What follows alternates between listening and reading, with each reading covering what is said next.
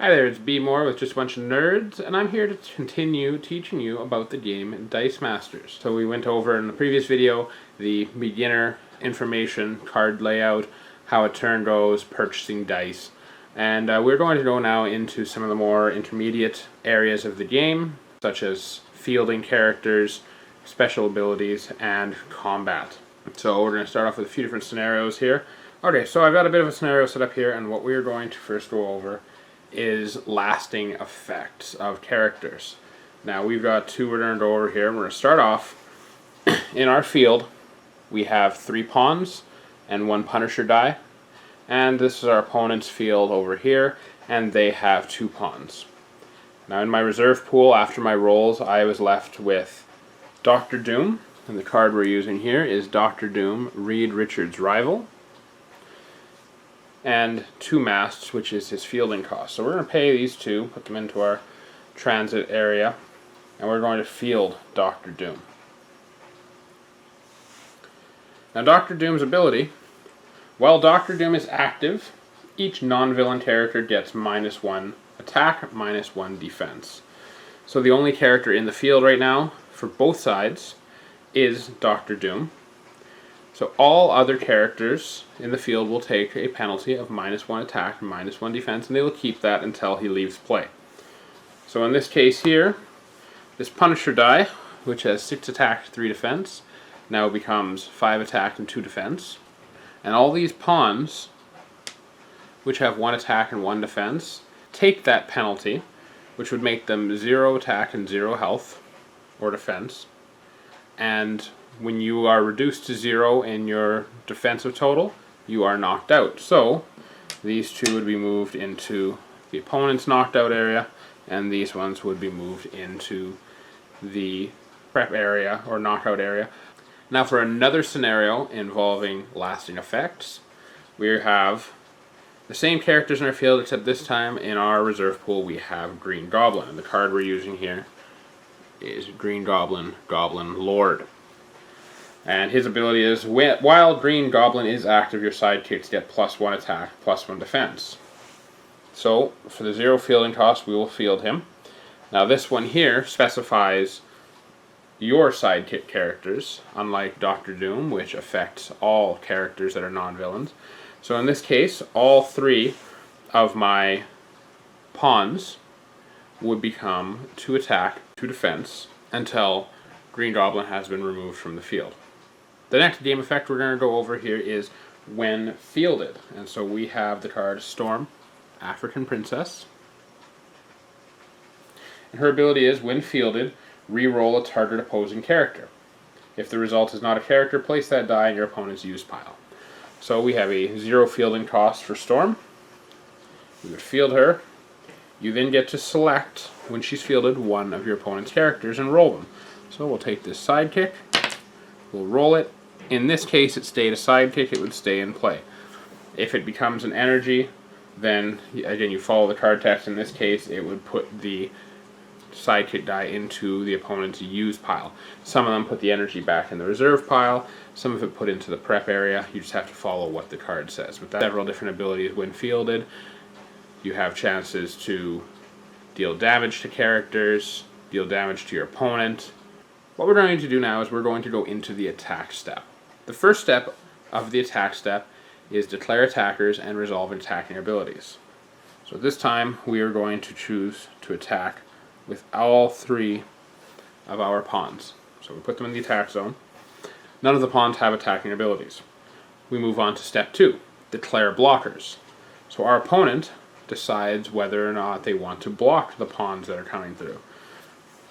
1 character can block 1 attacking character. So in this case, we're going to put 1 pawn to block 1 pawn, another pawn to block another, and we are going to leave the 3rd pawn unblocked. The 3rd step, actions by the attacker. In this case, there are none. 4th step, use globals.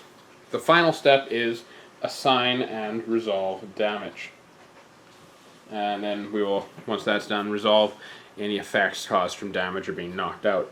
So in this case, we skip right to resolving damage. All damage occurs at the same time, but we're going to go step by step through each engagement to go over what happens. In each of the two instances where the pawns are blocked, we will take the characters involved and compare their total attack to their total defense. Each pawn has an attack of 1 and a defense of 1, so they can deal 1 damage and take 1 damage.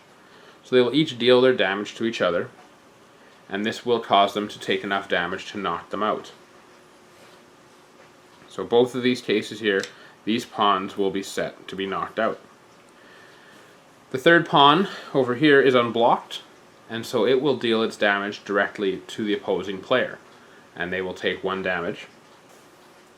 At this time, these pawns will be moved to the prep area as they have been knocked out.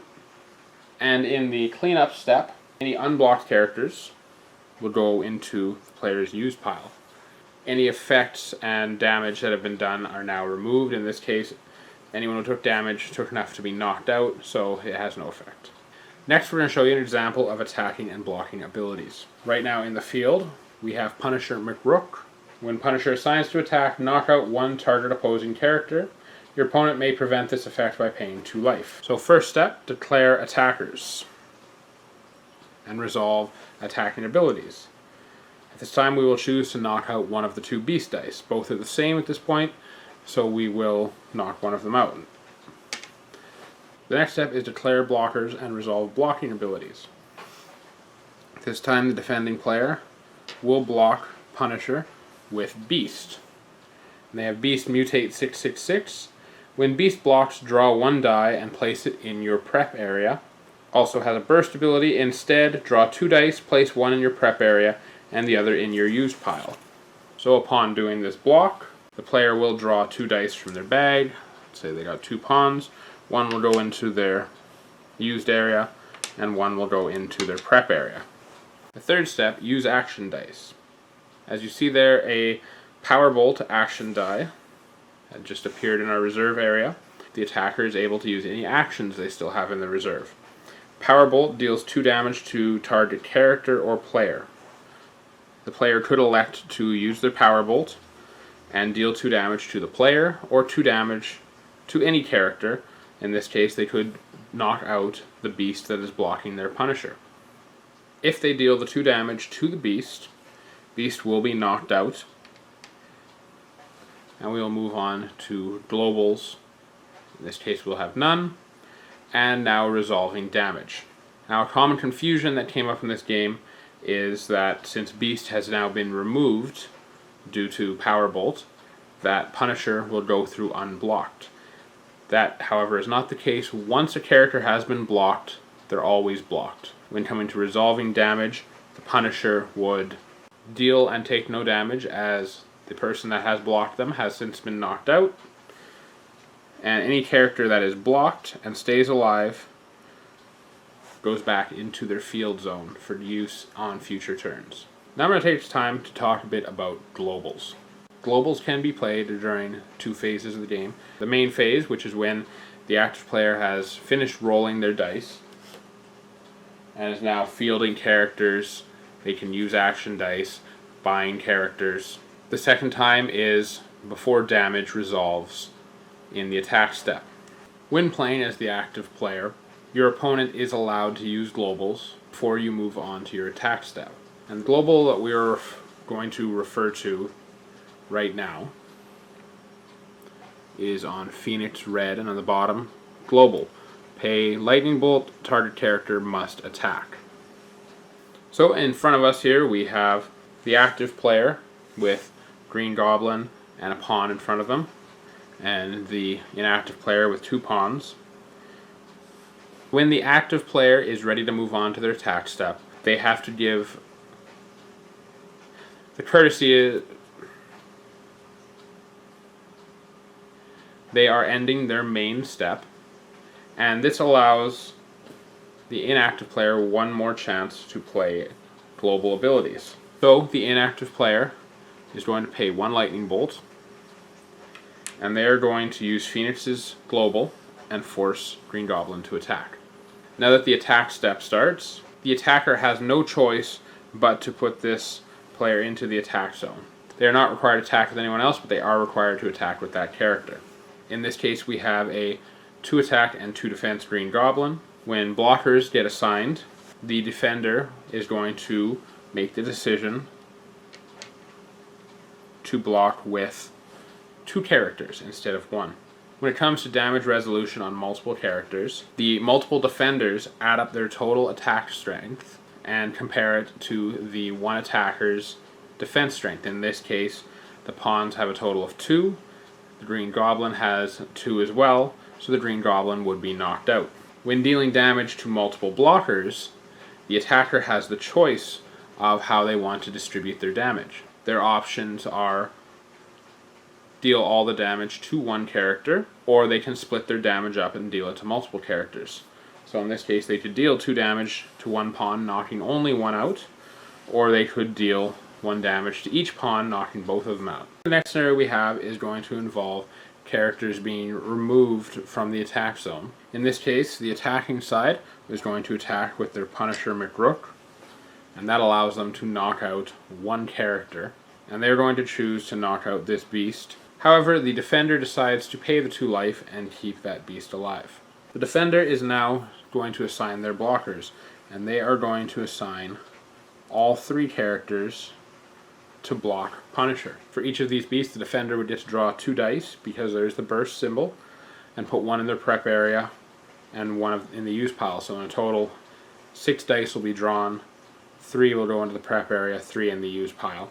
If there's ever a case where a character causes you to draw more dice than you have available to you, even after putting the dice in your use pile into the dice bag, you still cannot draw. There is no penalty for that. You simply draw what you're able to, and the rest gets ignored. So blockers have been assigned. We'll now go on to basic actions, which there will be none, and we will go on to global abilities. Our defending team has magically acquired a masked energy, and the reason for a mask is distraction. Commonly used basic action with a global of pay a mask to remove 1 attacker from the attack zone to the field.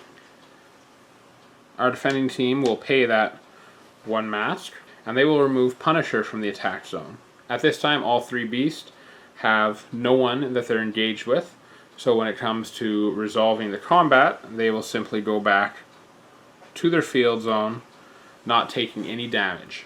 Distraction cannot be used any time before blockers being assigned. Distraction can also be used by either player. If a player wishes to attack with a character like Punisher, and then after blockers are assigned, they can pay the mask to remove them from combat to prevent them from getting damaged, simply allowing them to do their attacking effect. In this scenario here, the defender used Beast and his blocking ability, which has resolved. Then when globals get paid, they're allowed to remove the attacker, allowing them to keep their Beast characters from taking damage. The steps in this area are very defined and have to be followed in precise order. Declare attackers and resolve attack abilities, declare blockers, resolve block abilities, use actions, use globals, resolve damage.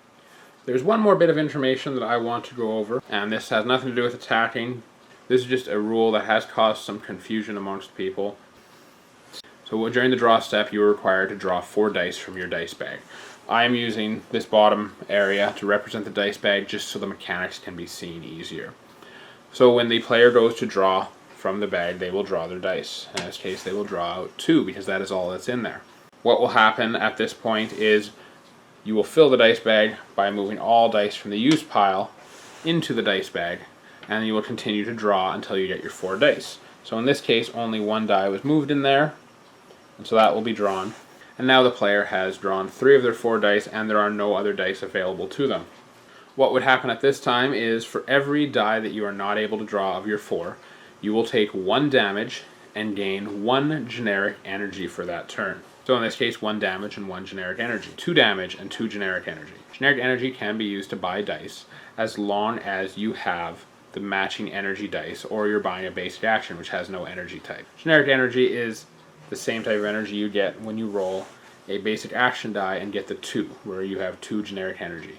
They cannot be used for globals. They are not wild energy. They are just generic. For those who played Magic the Gathering, they are like colorless mana.